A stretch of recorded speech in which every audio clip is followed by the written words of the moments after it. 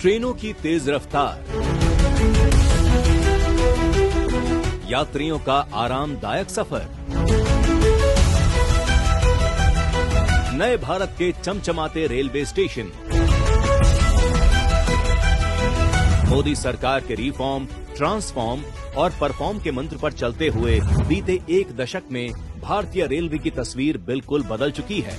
प्रगति की इसी रफ्तार को जारी रखने जा रहा है मोदी सरकार के तीसरे कार्यकाल का पहला पूर्ण बजट, जिसमें रेलवे के लिए 2,62,000 करोड़ का विशाल आवंटन किया गया है। नेक्स्ट लेवल के लिए तैयार हो रही इंडियन रेलवे के बजट में मेक इन इंडिया को प्राथमिकता दी गई है, जिसके तहत 200 वंदे भारत ट्रेनों, 50 नमो भारत ट्रेनों और 100 अमृत भारत ट्रेनों का निर्माण शामिल है।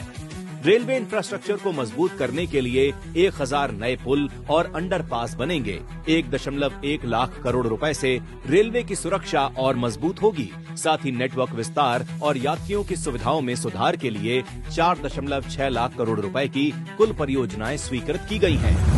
इस बजट के तहत भारत की सबसे बड़ी और हाईटेक परियोजना बुलेट ट्रेन पर तेजी से काम किया जा रहा है और 340 किलोमीटर से ज्यादा का ट्रैक तैयार हो चुका है।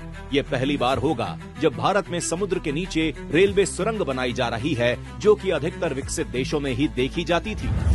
41,000 किलोमीटर ट्रैक के इलेक्ट्रिफिकेशन के साथ मौजूदा रेलवे लाइनों को डबल और ट्रिपल लेन में अपग्रेड किया जाएगा।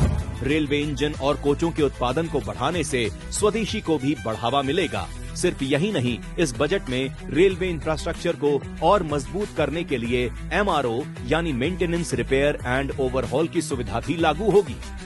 अब तक ये सुविधा सिर्फ एयरलाइंस और जहाजों के लिए ही मिलती थी। इससे जहां एक ओर MRO से संबंधित रोजगार मिलेंगे, तो वहीं भारतीय रेलवे पूरी दुनिया के लिए मेंटेनेंस हब बन सकेगा। ये बजट सिर्फ रेलवे का बजट नहीं है, बल्कि नए भारत के विकास की नई रफ्तार है। भारतीय रेलवे को भविष्य की ओर ले जा रहा ये बजट बता रहा है कि भारतीय रेलवे न सिर्फ आत्मनिर्भर हो रही है, बल्कि देश को विकसित राष्ट्र की राह पर तेजी से आगे भी बढ़ा रही है।